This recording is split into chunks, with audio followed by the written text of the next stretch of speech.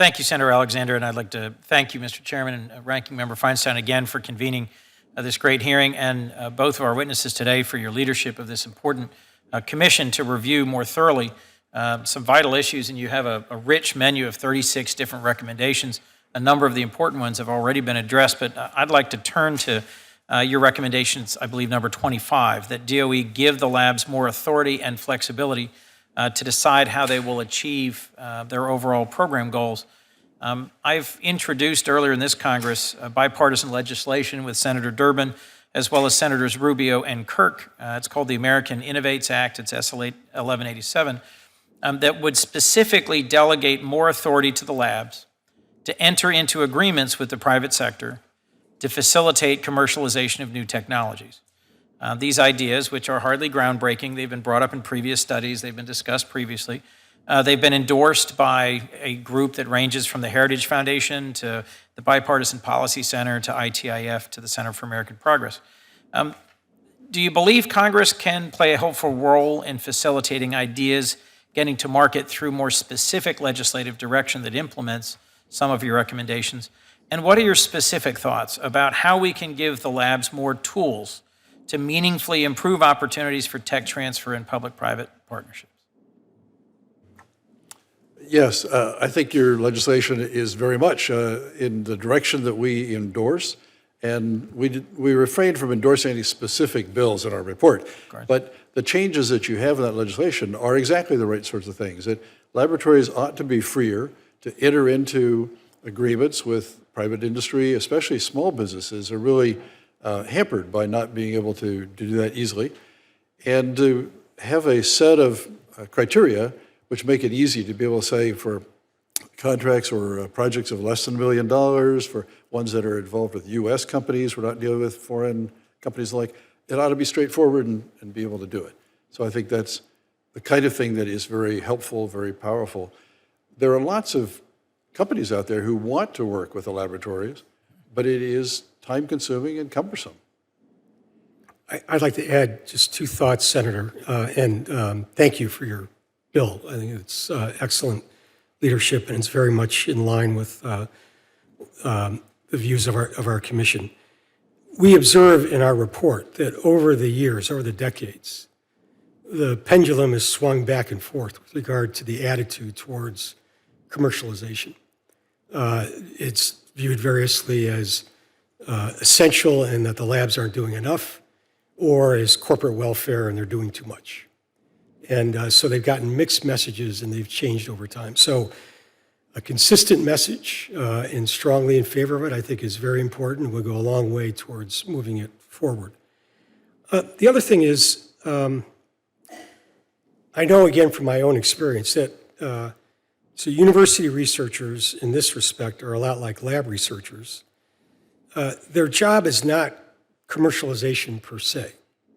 And we don't want it to be, because we want them to discover the next great idea.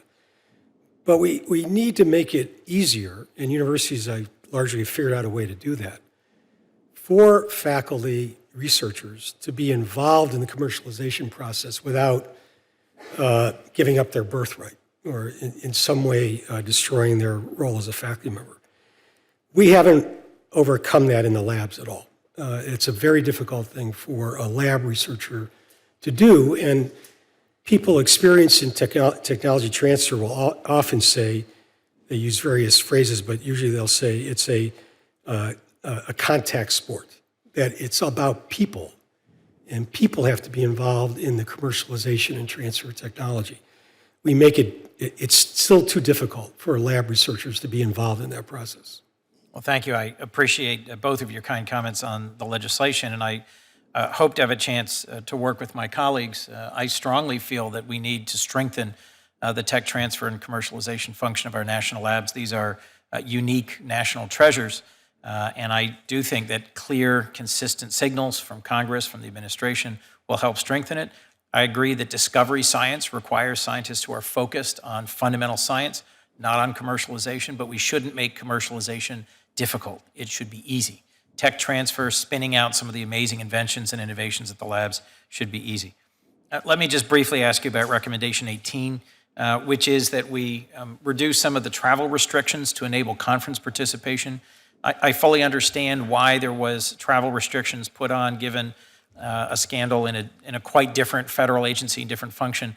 But I view the ability to travel and participate in scientific conferences as absolutely essential, both to the advancement of the careers of research scientists and also to the advancement of the work of science. Tell us a little bit more, if you would, about how you think this travel restriction has been affecting the labs and whether labs are able to perform their cutting-edge research mission while their leading scientists are barred from traveling to meaningful conferences and participating in them. Happy to. As we note in our report, we visited all 17 labs. And at every laboratory, in our meetings with especially younger scientists, this issue came up and came up as number one. It's a very serious constraint on their ability to be effective, as you point out, Senator. Being effective when you're involved in research means interacting with people who are at the frontiers of your area of science. And if you can't go to conferences, to meetings of such people, you really are deprived.